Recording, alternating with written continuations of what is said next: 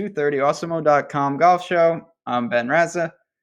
That is Fantasy Golf Man Tim Frank, and we are brought to you by Fantasy Draft. As I said last week, they stuck with us for another week, so I want to say right off the top, they have break-free daily fantasy. Obviously, it's only available over there. 100% of the entry fees are paid to the contest winners, and for a limited time, they're offering a 7-day free trial. First $1,000 rake-free. Obviously, go to fantasydraft.com, promo code Awesemo. And they're doing good things, perfect right before NFL season. As we wind down, we only got 70 guys this week for the BMW. What say you? So I'm guessing the people at Fantasy Draft didn't watch the show last week. They Yeah, well, probably let's just looked at the clicks and thought it was good. They didn't actually market movers. That's what we do here. Yeah, they didn't listen to the. They didn't listen to me tell people not to play Patrick Reed and to play lots of Grillo and all that good stuff. So, yeah, I mean, I guess we can get that right off the top. Obviously, I already did Pat's show, and people heard me bitching and complaining. Grillo, that was one of the all-time painful things for me. I had him on my big team, 5 of 6 with Reed, came in 7th, really close, should have been great. Just one of the worst putting performances I've ever seen. It was one of the worst chipping and putting performances, and just a range of emotions to go. He was pretty much drawing dead, I felt like, after Thursday. And then by like hole 12, he looked like a favorite to make the cut. Like he just had to play like the last 6 holes in even par, and he had either 2 par 5s or a par 5 and a drive. Two par 5s. So it's like we got this. And then it was like he made a quick bogey and just missed every birdie putt. Multiple. Yeah, I mean, I don't mean to. I see you're just. I don't mean to like break open the wound again. But awful. It was. We don't need to talk about this, and we're going to get to obviously everything that's important. The first par 5, it's the 6th. He hit it 335 dead center. He only had like I think 190 left, just right to the native area. Then he gave the finger after he missed his last birdie right on the Golf Channel, which was the only redeemable thing he did. At least he cared. But you know what? We got to put that behind us. We're going to Medina, to Chi-Town. Long course, par 72. But honestly, I'm interested to see what you make of it because it's long in yardage, but it doesn't seem like it's going to play crazy long. What did you make of Medina when you were looking it over? Yeah, it's really tough. And, I'm just like everybody else subject to reading all the information's out there. And it's hard for me to believe that a 7,600-yard course is not going to play long. But, our guy, future fantasy Josh Culp, put out all these quotes from the last time they played there. And that made it sound like it was not more geared toward accuracy, but that length wasn't that big of a deal. And that's surprising to me, being it's such a long course, and maybe the way some of the holes break down. When you have really long par 5s that play like 3-shot holes, that can kind of be a sneaky way where the shorter hitters are almost equaled out because nobody's reaching those holes. But I think length is going to be an advantage still, especially this week where we have a small field, a no-cut event. It's like we're targeting birdies and eagles even more than we are during a regular event because we're not worrying about guys missing the cut. So to me, I still am going to favor the longer hitters and kind of the more prolific scorers in a no-cut event. I mean, obviously distance is going to help. There's no doubt. But I will say, as you mentioned, some of the things I've read as well, it looks like you can get away with maybe clubbing down a bit off the tee. You're going to have long irons in. The par 5s are so long. Unless there's some rollout, I don't think you're going to be able to attack them. It'll be everybody doing that, and that favors guys that are used to that in a way. So we'll see. I mean, it's tree lined. It looks like you got to keep it in play. Obviously, if you're up against a tree, you're going to have problems, but it still seems somewhat gettable. Small bent grass greens. It's not going to be a birdie fest, but as we see these days, and chat's pointing this out, these guys can handle basically anything, especially when there's not nasty weather. And it doesn't look like we're going to get that. It's a little damp, no wind. That's pretty prime scoring conditions.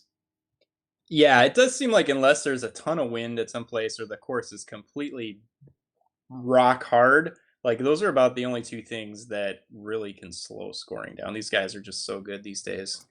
They certainly are. So we got Kevin Na is gone. RCB we'll see. Tiger we'll see. But right now we have 69 guys left. Let's get right into it. We got Brooks. We got Rory. We got Rahm, DJ Rose, and JT. Those are the 10K plus options.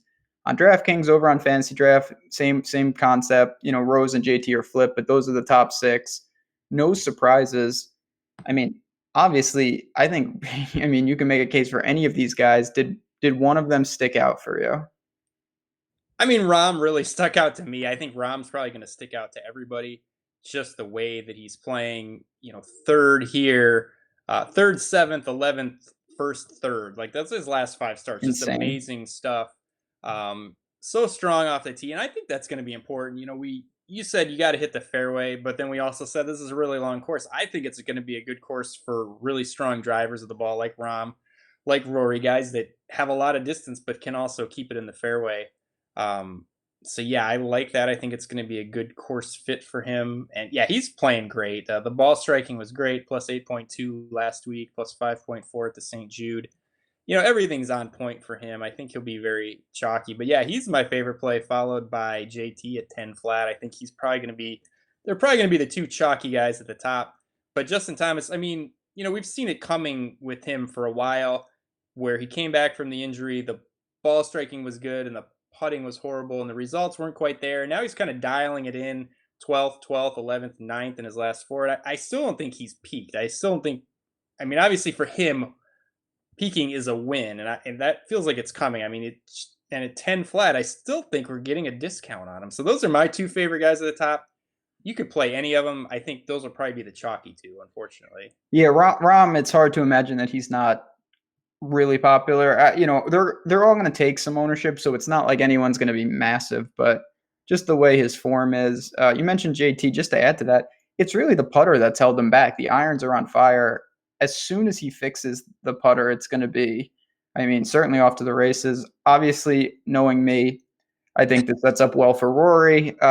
Not too shabby. I know Rahm's playing great. So is Rory. He's just hasn't really closed the door. He's putting well. I wish he got a little more out of these because, when Rory putts, you got to take advantage because those are, that can be a rarity at times. I don't have honestly, the guy I want to talk to you about, DJ has been, I don't want to say sneaky bad, but it's not just one tournament. And he's been losing off the tee, which is like an anomaly of all anomalies.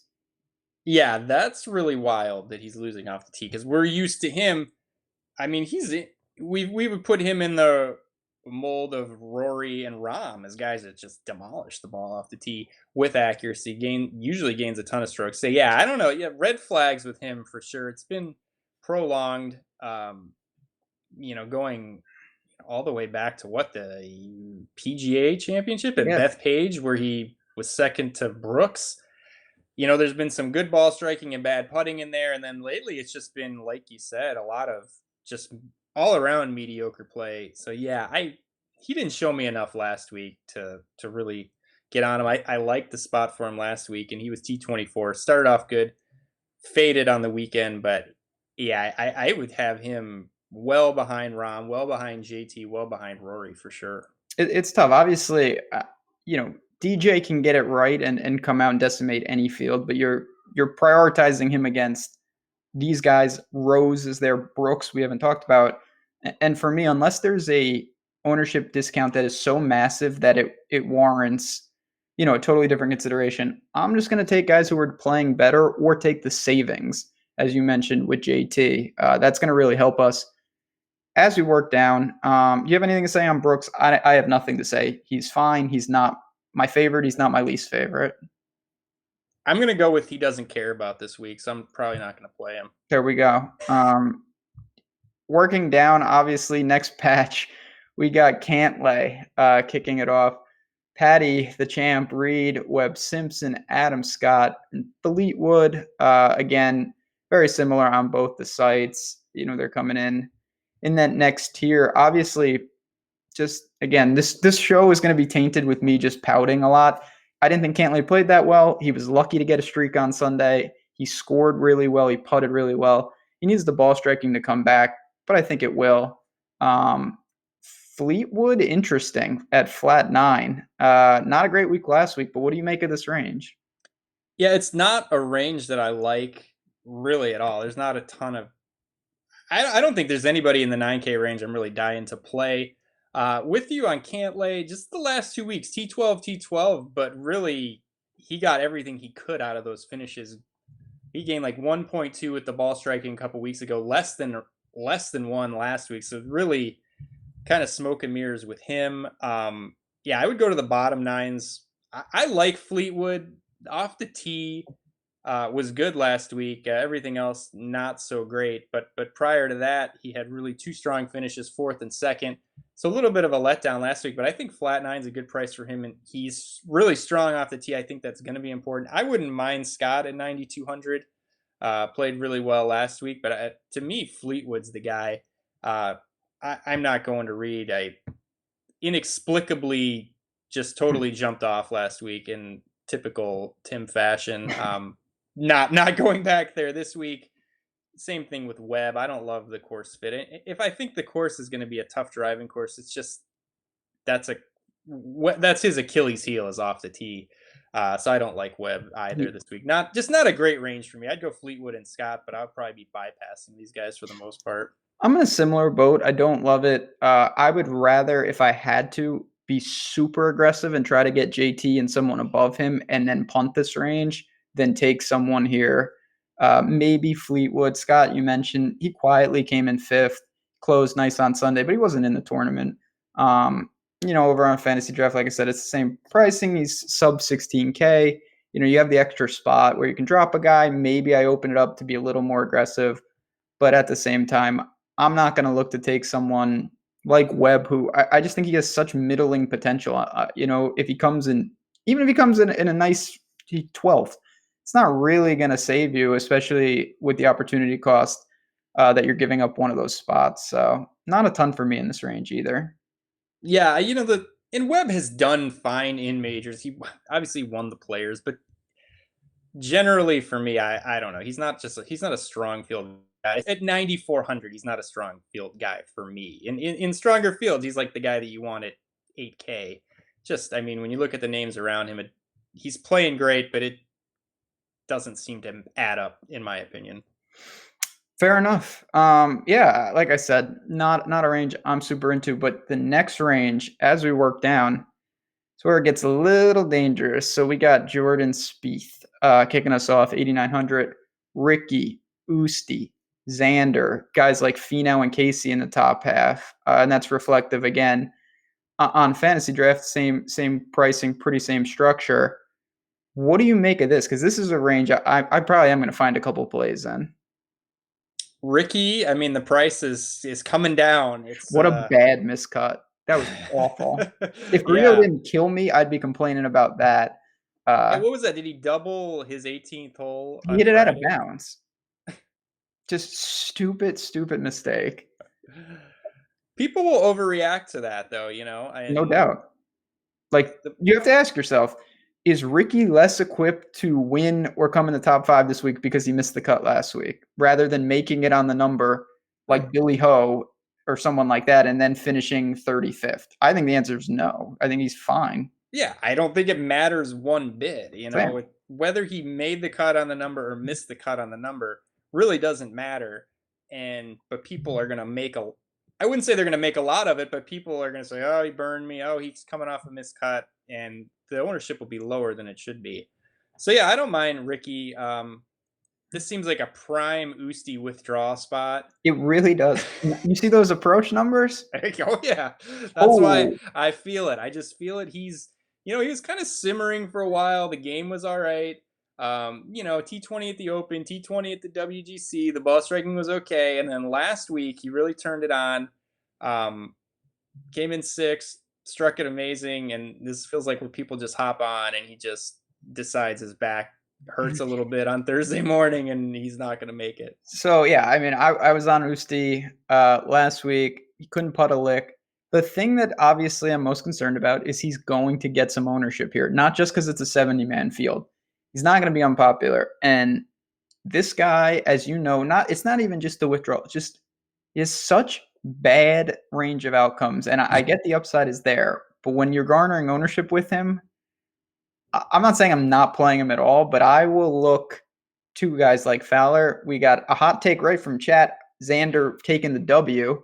I'm not there, but I will say I don't mind Xander. He's another one miscut. So there are options if you don't want to go to Usti. That's a dangerous game. Yeah, oh yeah, there's that. And I mean the two guys probably I like Finau at 8,500. Mm-hmm. He was T30 last week, but it just seems like he's kind of just trending in the right direction. We've seen 3 or 4 events. I mean, he was third at the Open. Obviously, that was great. But we've seen 3 or 4 events where just the ball striking has come back. Not great finishes, but like we said, a long course, tough field, tough scoring environment. Those seem to be the types of events he does well in. He does great in every major against a strong field on a tough course. I don't mind him. I love Paul Casey at I knew 8,400. you would. I mean, I don't know what you need to say about his approach game, the ball striking. I mean, we're going back a long way. And the results have been decent, but not great. T13, T27. He wasn't good at the Open, T57. Prior to that, T5. But I mean, we're talking week in and week out, just gaining huge amounts with the ball striking, huge amounts on approach. And I mean, he's cheap. He's 8,400. He doesn't seem like the prototypical no-cut event play because he's such a steady guy. But I mean, I love him. I can't ignore the numbers and I can't ignore the price. He might be my favorite play this week. Oh wow. Yeah, I mean the price is nice on both sites. It's coming in sub 15K, 14.9 on fantasy draft. The thing is, obviously he didn't play last week, which is a bold strategy. So he needs. We'll see. He's here. Did he move up or down in the FedEx Cup? He's probably, with some of these egregious guys. But no, obviously he planned it out. He knew he was going to survive. So I don't worry about anything like that. I will say you brought up if he's very popular, and I expect he will be. Prototypically non-cut, not the greatest for a guy who's pretty steady. I know he's shown more, but at the same time, if you're as high as you are, obviously it doesn't matter. Those are things you overlook. You're not going to just play him, not playing because he's popular. For me, I'm sure I will have some, but I'm going to try to get away in spots. I'm going to go to Bryson. I know it's just, yeah, seriously. Maybe he's using this fuel for the fire. Like he's the laughing stock of society right now. I can see Bryson getting motivated and getting ready. Yeah, that's one way to look at it. Yeah, that's how I'm looking at it. My problem with Bryson is he's shown a propensity to be such a head case. Like we've seen, I think it was Kyle Porter from CBS Golf, tweeted this great little four shot picture of him with his head in his hands and all the theatrics that he's done over the last year of where he's just looks like he's about to cry on the driving range. Like he's such an emotional guy that I really think this bothers him. And yes, he could use that to motivate him, but I don't know. I try not to play psychologist, but I don't know. It seems like a distraction to me more than anything. Dr. Jazzraz over here has you covered, people. I'm right in his head. I think that I'll say this. I think you're 100% accurate on that. And to me, all that does is lower or increase the blow up risk where he's just out of this tournament and it's a mess. But at the same token, that makes me more intrigued in large field tournaments because I do think there is a chance that Bryson really, really focuses in and just gets going. Obviously, we know he's a good player. It hasn't been clicking. We know he can get hot. Obviously, he won 2 straight last year. He was in different form. I admit that. But I do see him there. If you're getting a fraction of the ownership, I'll look to him. Decky is sitting there. Don't have a strong take, but I'm not going to doubt. He needs a good week or he's not going to make East Lake. Yeah, he's just boy, went to the Open Championship, and after that, it has not been good. And it hasn't been a case of it's the putter. He just hasn't the ball striking hasn't been good either.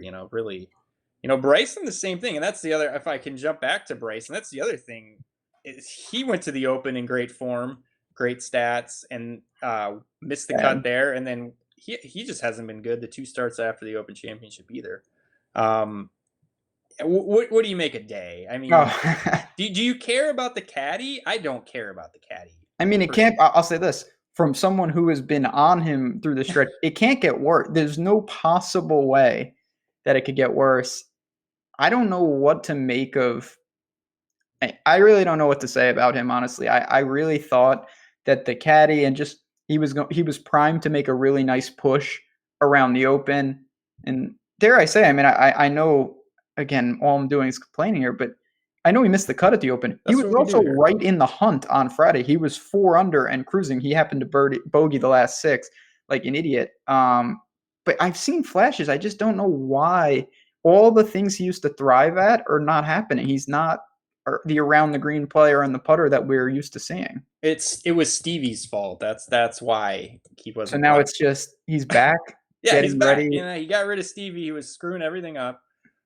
No, I'm in the camp of I don't really think the caddy matters too much. Obviously, if there's some sort of personal rift there, maybe that can alleviate some problems. But yeah, I don't think I'm getting there. You know, it's nice if you're having issues with the guy and it's like, all right, we finally got this over with and got the tension off of me. But oof, boy, he just hasn't been good. And I don't think that a change in caddy is really gonna for a veteran player like him too. If this is a rookie or somebody like that, or a very young player who maybe needed a little help with game management, that sort of thing. But I mean, what do you need to do for Day besides carry the bag? I mean, No, I'm with you. Like I said, the only reason if you're playing Day this week, I really think it's basically you're just saying long term he's a better player than this, and you're hoping it turns because he has shown nothing. And I'm not really there, to be honest. Even for someone that's tried to attack him, I don't really see it on this course. And unless he gets hot with the short game, it's not great. Boy, you know, credit to Pat Mayo this morning. He made a fantastic case for Ian Poulter, and he's got me pretty interested. Great with the irons last week. This course, the way it's set up, I think is pretty good for him. Obviously, the putter is hit and miss, but I think Ian Poulter at flat 8, not the worst idea. yeah, I mean, he's playing good. There's no doubt about that, and the numbers are good. It's boy, he's just not a guy that I ever play. I I know, don't you know and me why. both. It's like one of those guys where he's just playing so much better. I feel like he went through a couple years span, especially in starts on the PGA Tour, where he just did nothing. And yeah, I mean the numbers have been good. I don't know. He really wasn't on my radar. What about Sneds? This does not seem like a Sneds course at all, but the approach game has been good the last couple weeks, and that's the thing you kind of worry about with him. I mean, off the tee, yeah, he doesn't fit this course well, but I mean, if the approach game is going to be good, he's back at a price where if you get good Sneds, you know the kind of upside that he has. I mean, we saw it on Saturday, just outrageously good. When he scores, you've always brought this up. He's a winner. He's the type of guy that wins. You can get going. I don't really love the spot though, and I think people saw him, shoot up the leaderboard. It's not going to be unpopular. It's not a range that I love. I've mentioned a couple guys, and as Chad is telling me, I know I was pot committed on Day. I'm not saying I have none, but I just can't overhaul my lineups with him anymore. I just don't see it. I would rather punt with Poulter a little or work down as we'll get down there. Obviously, we have to mention. So obviously, if Tiger withdraws, that's easy. If he says he's good, would you have any interest? No, not Yeah, at all. me neither. I don't think.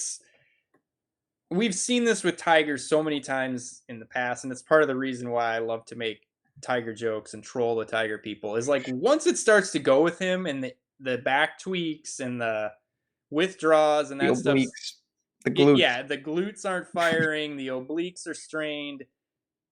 It goes real quick with him, and we've seen it 3 or 4 times where the injuries just start happening, and then he's no good. And that withdraw for me was a real bad sign last week. I mean, once he said his back was hurt, I know we talked about him on the show last week, and I had some interest. But once he said he wasn't 100%, that was like, yeah, stay away. So no, I'm not going to Tiger. The one thing that will kill you this week, besides playing horrible players, is having a guy that withdraws. If you have a guy that withdraws, just take the rest of the week off and come back for the 30 man because you are absolutely cooked. Can I give it? Probably won't be a hot take to other people, but for me, I think I'm ready to play Kokrak. the second to the last event of the year. I think I'm ready to play him. Dear God. I could see you because I'll say this. I didn't completely X him out in Sharpie on Sharpie when I was looking it over. So for me, that's a massive step. He was impressive last week. I give him credit, and I think this is a good course for him. So I don't hate that. It seems like the price is right. The hysteria of where he was a couple months ago, where everyone was just like print fest with Kokrak, I feel like that died down because he got cold for a while. But now he's right back. I mean, he was 12th last week. The ball striking was good, 5.4. He was 6th at the Wyndham. The ball striking was good, plus 6.4. Open Championship, he was T32. For me, that's a plus. I mean, I wouldn't think that he would go over to an Open and perform. He made the cut there. That's great. And he was amazing at the Rocket Mortgage with the ball striking. T29, but gained over 9 shots. I mean, his last 3 events on the PGA Tour have been really, really good. And I think this is a good price for him. I think it's a good course for him. I got to start at some point. He's been so good this year. I think, it's like better late than never. I'm going to give it a whirl. I'm probably still in the never camp, but no cut this week. So what's the worst that could happen, right? Famous last words. That's the ultimate. The thing about him, obviously, is he has trouble holding it together when he's not on. He's a terrible scrambler. At this price, though, I'm looking at the sites. You got 14,100 on Fantasy Draft, mid sevens. He's priced with guys like Woodland, like Molinari, Morikawa, Kisner. Do you want a U.S. Open winner? Do you want an Open Championship winner, or the guy who's Kokrak, a guy hustling at the local Arby's? I mean, couldn't close a freaking door. That's one of the things. I'm not into Morikawa this week. I think he's a little over his head. He's beat up on a lot of easy fields.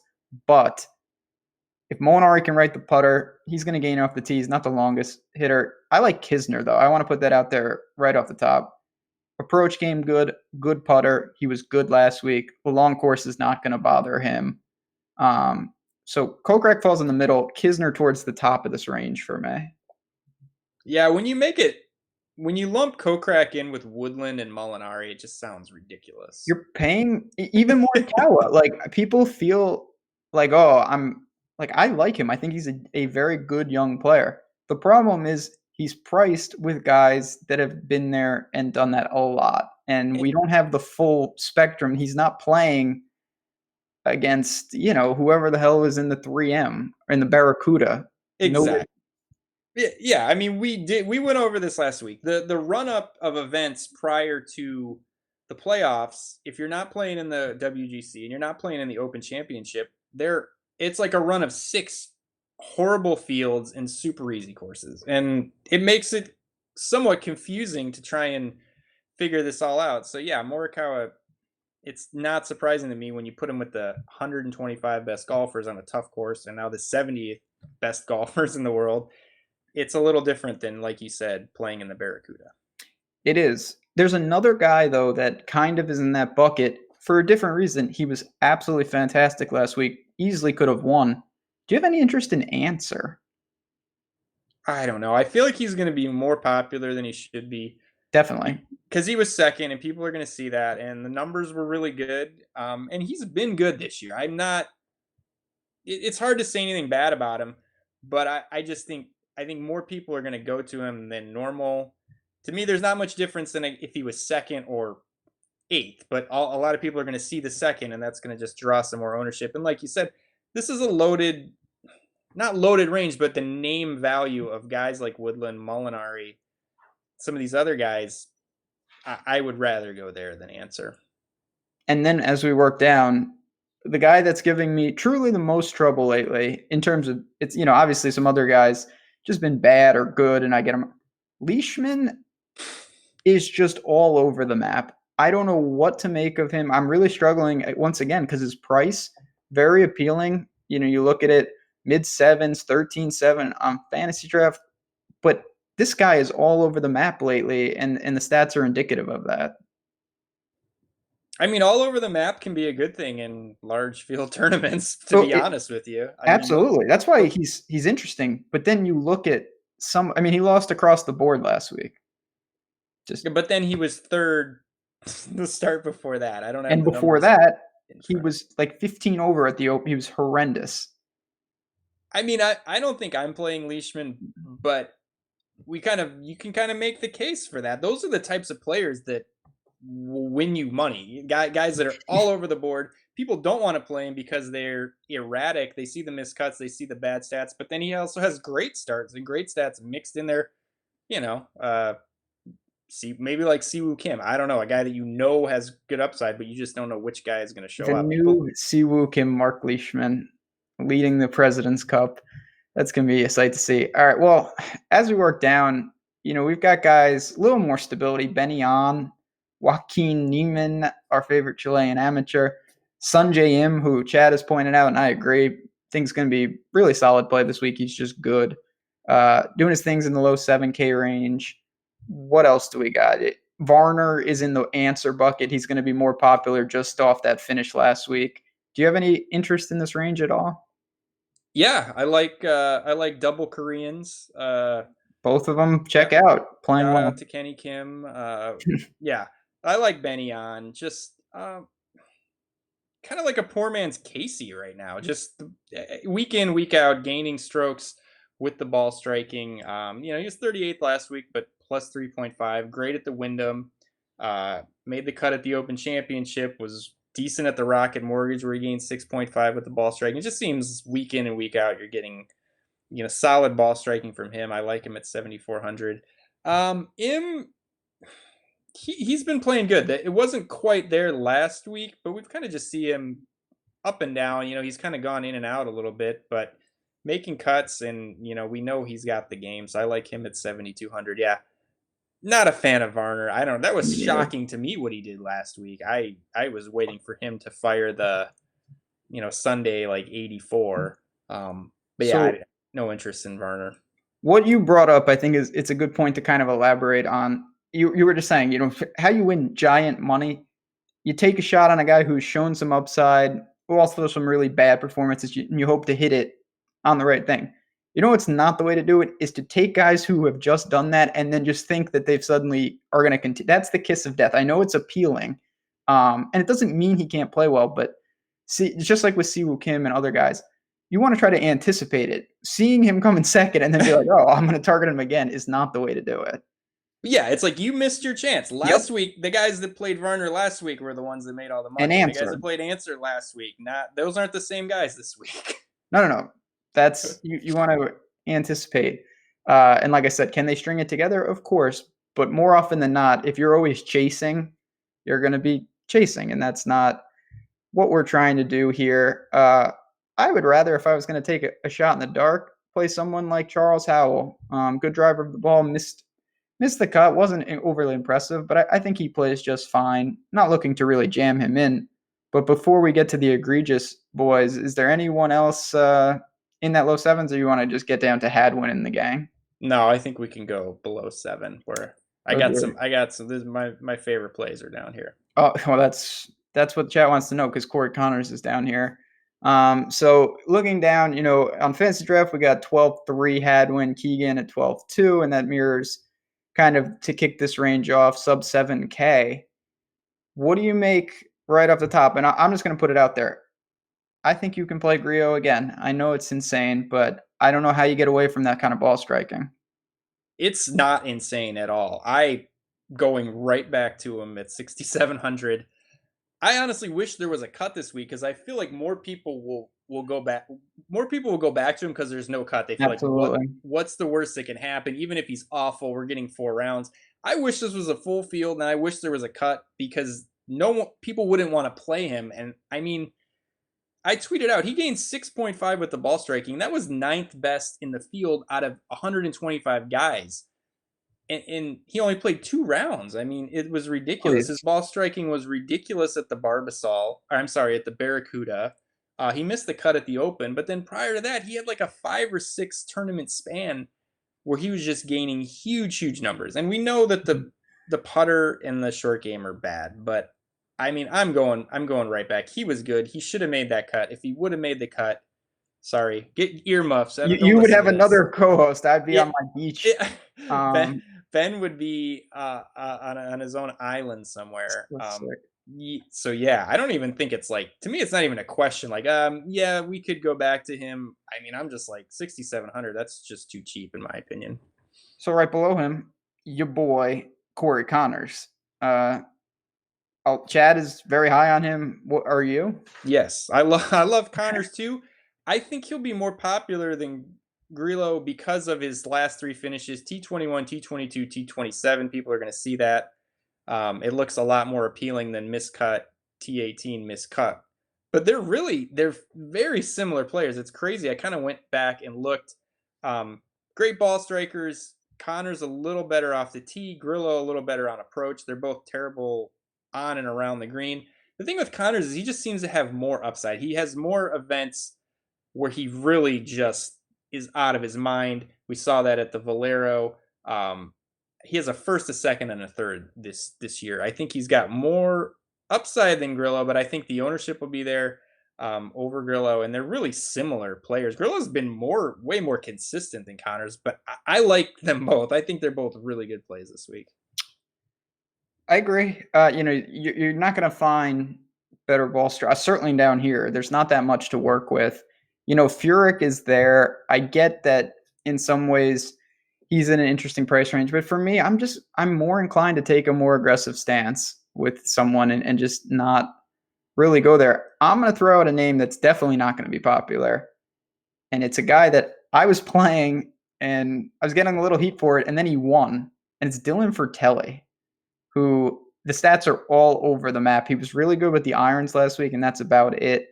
But this is someone, he's a good driver of the ball.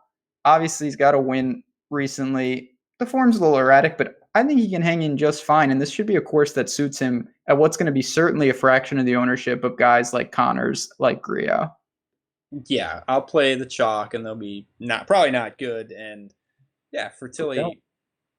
Look, I mean, you can make cases for a lot of guys down here, and this is probably not the area where you want to go playing the chalk. I can't believe Phil is 6,500. I just saw that. I had up until now missed that. That's not an endorsement of him. I'm not touting him, but damn, You heard it here first. Fantasy Golf Man predicting that Phil Mickelson is going to be holding trophies. I saw it too, and obviously it caught my eye. But honestly, I don't know what to do with it. I'm like you. It's hard to say I endorse going to him. For him, the smartest thing he ever did was make a Twitter account and be amazing at it. So good. Because no one would even be talking about him. He'd be an afterthought. People would forget that he's on tour. It's like he saw his game was gone to shit, and he's like, all right, I got to do something to stay relevant, so I'm going to have the best Twitter account of any PGA Tour player. Yeah, he lost a crisp 5 strokes off the tee at the Northern Trust. That seems slightly problematic. Just to read it off the tee. In his last events, here we go: -5, -3.9, -3.1, -3.7. Wes Bryant is somewhere just smiling right now at those numbers. Toast of the town. I don't think I can go there. I'm going to throw out one more name, and it's CT Pan, who you may not like because I think you're a little heavier on bombers, and I'm not saying that I'm not on them, but I think CT Pan, who is used to long irons, he's a crafty around the green player. His off the tee game is weak. That's the big problem. But at 6,400 and dart throw, not owned, I'm going to have some CT Pan this week. I don't think I can get there. He seems like a short course specialist to me. And even if this course doesn't really suit the bombers as much as I think, it's not going to play like Harbor Town or whatever 6,800 yard bunchers course we usually play him at. But that's me. Fair enough. Is there anyone else for you? I mean, I'm just going to completely tout egregious short game players because that's my MO. The only guy, if I had to go down here lower than Connors or Grillo, Keith Mitchell, just for scoring upside. But the bent is probably a kiss of death with him. But, if you're hunting for birdies and eagles, he's got a ton of length, and the ball striking has been good. But he's just, egregious putter. Bent grass is not his friend. But if I had to go down here, he would be my choice just based on the numbers, based on the kind of profile of trying to find a scorer, a guy that maybe can just get one really low round for you out of 4. Fair enough. I mean, like I said, I think you want to be careful to not get crazy down there, but at the same time, if you pay up, if you take 2 of those top, the 10K plus guys, you're going to need someone. So like the Ryan Palmers, the JB Holmes, do I think they're going to play well? Probably not, honestly. But you may be forced into hoping that one of them can grab a 20th place finish, and that can do it, because we don't have a lot of options. We only have 60 something guys when this is all said and done. Or just make 3, something ridiculous. Make a ton of birdies and eagle, even if he finishes T40, but really outscores that position by birdies, eagles, streaks, and then obviously having a ton of bogeys and stuff. Yeah, I like Grillo. I like Connors. Those are guys that I'm definitely playing. Mitchell is definitely not in that group. He's kind of Killer like Keith, dear God. Killer Keith. Yeah, like, wow, I have the nut lineup with 6,300 left, and maybe we'll throw a dart at Keith Mitchell. Couple other names, then we're gonna do a quick, touch on the bets. Any Wyndham Clark love? Good off the tee, crafty putter, bad irons. No, probably not. I'm not really there either. He fought to get in. He needs a miraculous week to get into the top 30. I'm not saying he's not going to try if he's not in contention, but I just don't see him paying off with a monster dividend that often. He's like the homeless man's Jason Day from like a couple years ago. Yeah, I was going to say Jason Day is just straight homeless right now. So right, he might be better than Jason Day right now, but yeah, he's like the bombs it, not very accurate, terrible irons, great short game. I mean, it's an interesting combo. There's not a lot of players that have that, and that can be kind of a potent combo if you have a ton of length and you can chip and putt. But it's so disturbing. Not that this is important for this week, but like Royal Melbourne is where the President's Cup is. That team, I'm assuming, was banking on the Aussies, Leishman and Day leading the charge. Like you couldn't, like Neiman is just, they don't have anybody right now. That team, Usti's going to have to lead them. Just cancel the President's Cup right now. It could be bad. Get it out of here. It's Cameron Champ time. No, spoiler alert. Kick that person out of wherever they wrote that. Just block. No, I respect. That's one of our great people in chat, but it is not Cameron Champ time. My God, never is Cameron Champ. He was playing with Griot, but that's neither here nor there. Last week, that whole group fired into the sun. Do you have any bets this week? Did you look at anything?